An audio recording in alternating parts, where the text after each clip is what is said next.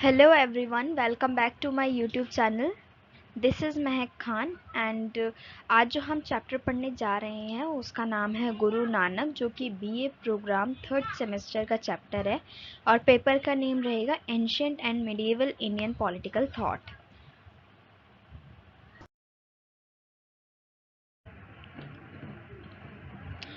तो शुरुआत करते हैं गुरु नानक जी के इंट्रोडक्शन से। वैसे तो आप ऑलरेडी गुरु नानक जी से वाकिफ़ होंगे, बट फिर भी हम इन शॉर्ट जान लेते हैं। तो यहाँ से शुरुआत होती है। सिख धर्म के संस्थापक गुरु नानक का जन्म 15 अगस्त 1469 में हुआ। ठीक है, कहाँ पे हुआ? तलवड़ी गांव में, जो कि आधुनिक पाकिस्तान में स्थित है। उन्हें गुरु नानक देव जी के नाम से जाना जाता था। इनके नाम के सम्मान में उनके जन्म स्थान को आमतौर पर ननकाना साहिब कहा जाता था। ठीक है, तो हमने यहाँ पे 4 मेन पॉइंट पढ़ लिए हैं। कब इनका जन्म हुआ? 15 अप्रैल 1469 में।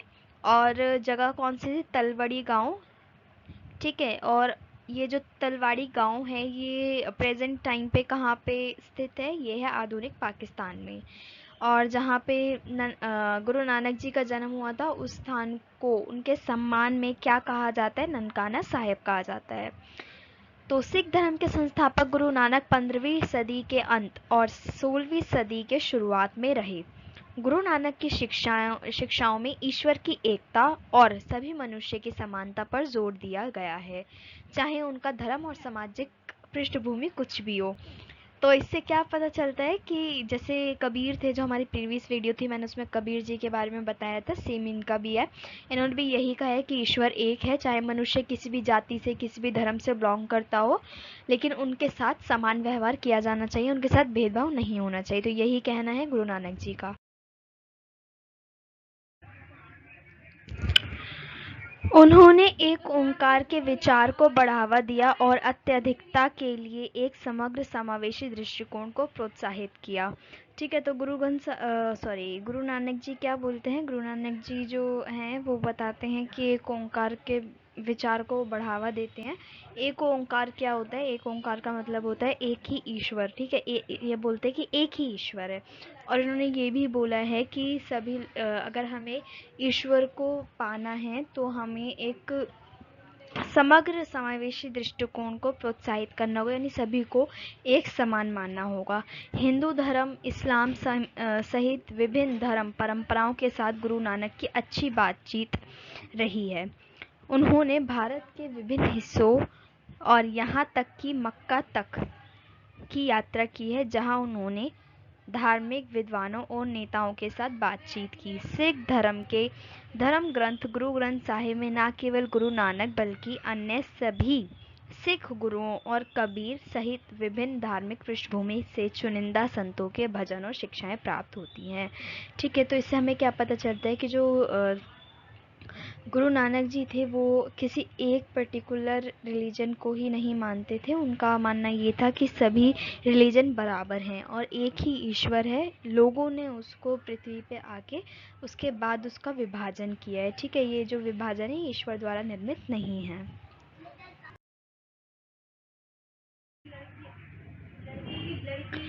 यहाँ गुरु नानक की कुछ प्रमुख शिक्षाएं दी गई हैं। ठीक है, तो यहाँ पे क्या लिखा है? गुरु नानक ने जो शिक्षाएं दी हैं उनमें से कुछ शिक्षाएं नीचे लिखी हुई हैं।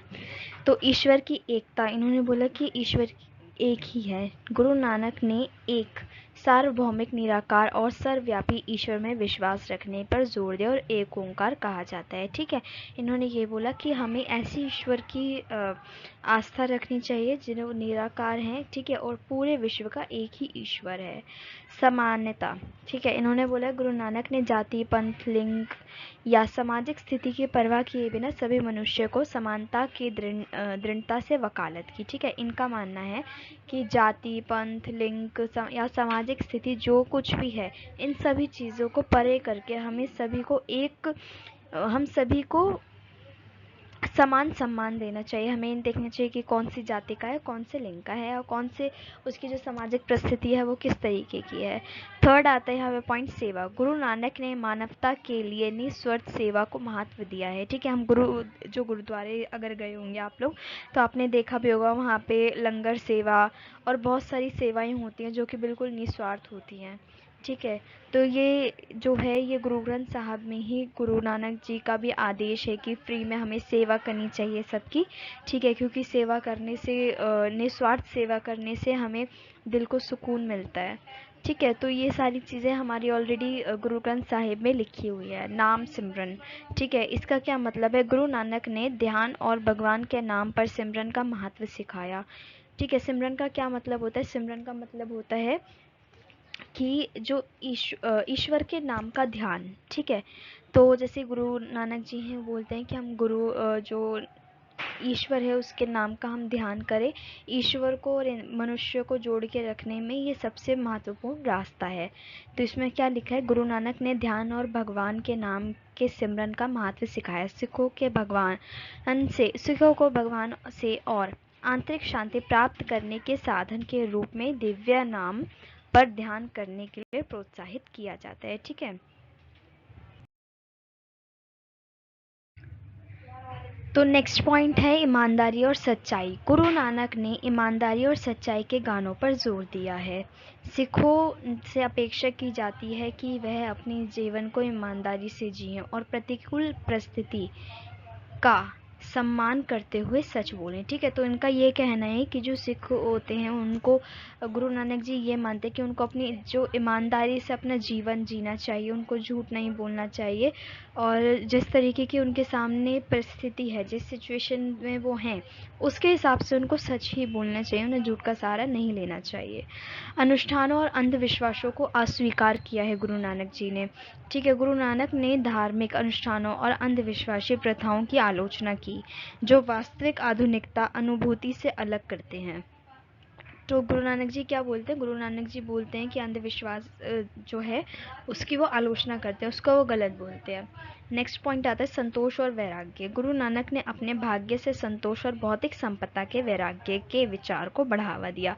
इनका ये मानना है कि जो भौतिक संपदा हमारे पास है उसकी ज़्यादा लालच नहीं होना चाहिए।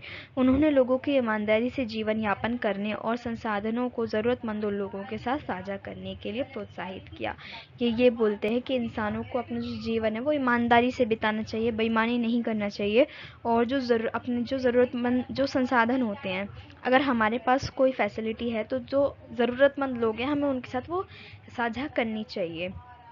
जैसे कि हम बोलते हैं ना इंग्लिश में शेयरिंग इज़ केयरिंग, तो वो सेम चीज़ ही वो लोग भी बोलते हैं, गुरु नानक जी भी बोलते हैं। सामाजिक न्याय, नेक्स्ट पॉइंट आता है इनका सामाजिक न्याय। गुरु नानक सामाजिक न्याय के प्रमुख समर्थक थे। उन्होंने गरीब और कमज़ोरों और शोषण के खिलाफ आवाज़ उठाई। तो नेक्स्ट पॉइंट आता है अंतर धार्मिक संवाद। अब जो गुरु नानक जी थे ना, इन्होंने अपने जीवन में बहुत सारी यात्राएं की, जैसे कि मैंने आपको पहले ही बताया था वो मक्का की भी यात्रा कर कर आए थे। तो वो अपने यात्राओं के दौरान ना अलग अलग जो धर्म के नेता होते थे उनके साथ संवाद करते थे। काफ़ी बार उन्होंने ये भी कोशिश की कि विभिन्न धर्मों के बीच में उन्होंने समानता का भी जोर दिया है, उस पर भी उन्होंने विचार किए हैं। ठीक है, तो देख लेते हैं हमने यहाँ पे क्या लिखा है। गुरु नानक अपनी यात्राओं के दौरान विभिन्न आर्थिक परंपराओं के नेताओं के साथ संवाद करने लगे थे। उन्होंने विभिन्न धर्मों के बीच समानता पर जोर दिया और विभिन्न समुदायों के बीच समझ और सद्भाव को बढ़ावा देने की कोशिश की। तो आप खुद देख सकते हैं कि उन्होंने अपने जीवन में कितने नेक काम किए और कितने पॉजिटिव वाइब्स लोगों के अंदर फैलाने की कोशिश की। तो नेक्स्ट पॉइंट आता है विनम्रता।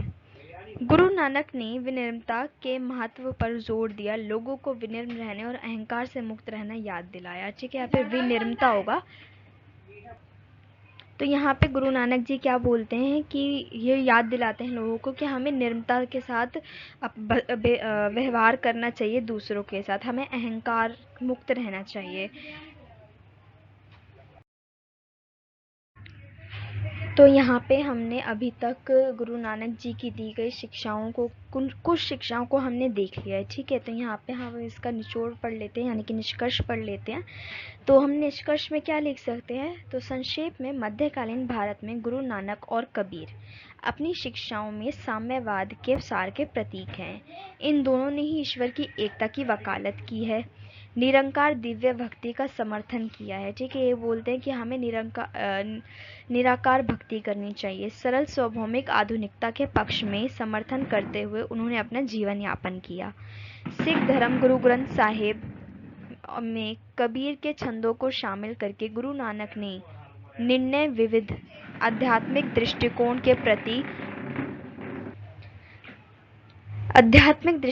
के प्रति अपने सम्मान को रेखांकित करते हैं। ठीक है, तो गुरु नानक देव जी ने क्या करा है, गुरु नानक देव जी क्या करते हैं, ये करते हैं जो गुरु ग्रंथ साहिब है उसमें उन्होंने कबीर के भी कुछ छंद लिखे हैं। ठीक है, मैंने आपको स्टार्टिंग में भी बताया था।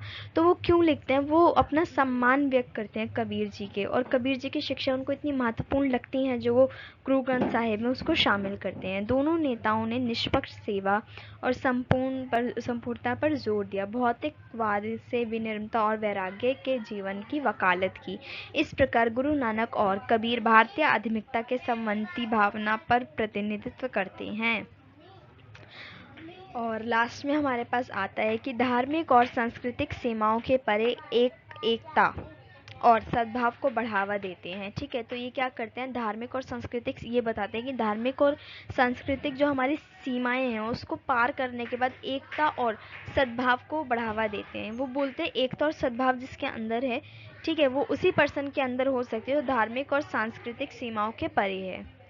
एक देश एक संदेश, ठीक है, एक संदेश जो अधिक समावेशी और सामान्यवादी आध्यात्मिकता के रहने चाहने वालों को प्रेरित करता है। ठीक है, तो इन दोनों ने ही, यानी कि कबीर जी ने और गुरु नानक जी ने एक ऐसा संदेश दिया है जो साम्यवादी आध्यात्मिकता के चाहने वालों को प्रेरित करता है, जो चाहता है कि सभी लोग समान हो, उस इंसान के लिए वो एक प्रेरणा के रूप में दिखाई देते हैं।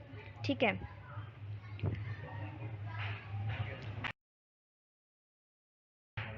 तो यहाँ पे आके हमारा ये चैप्टर भी ख़त्म हो जाता है। हमने गुरु नानक देव जी के बारे में भी यहाँ पे सारी चीज़ें पढ़ ली, उनका इंट्रोडक्शन, उनकी दी गई जो शिक्षाएं हैं, और एंड में हमने उसका निष्कर्ष भी यहाँ पे ख़त्म कर लिया है।